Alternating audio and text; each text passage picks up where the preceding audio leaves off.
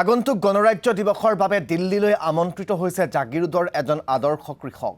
ৰাষ্ট্ৰপতি ভৱনৰ পৰা এখন বিশেষ আমন্ত্ৰণী পত্ৰ লাভ কৰিছে জাগিৰোডৰ সৰুমাটি পৰ্বত গাঁৱৰ কৃষক প্ৰেমানন্দ বিশ্বাসে।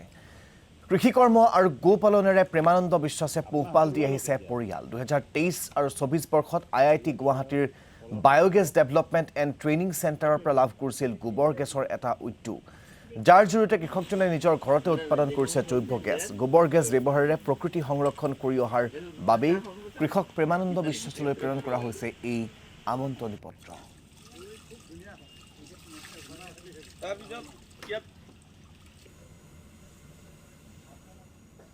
BDTC biogas development training centre IIT Guwahati ফালৰ পৰা যোৱা 23-24 বৰ্ষত আমাক 40টা বায়োগেছ ইনষ্টল কৰিব দিছিলে।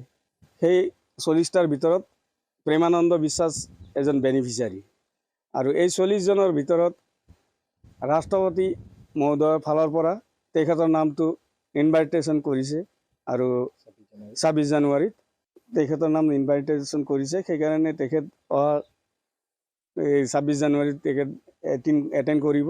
আজি মৰিগাঁও চাব ডিভিজনৰ কিলিং ভেলী পোষ্ট অফিচৰ ফালৰ পৰা তেখেতৰ মাটি পৰ্বত গাঁৱত প্ৰেমানন্দ ঘৰত আহি তেখেতসকলে ইনভাইটেশ্যন কাৰ্ড দিলে, আৰু তেওঁ আজি আনন্দিত হৈছে, আৰু তেখেত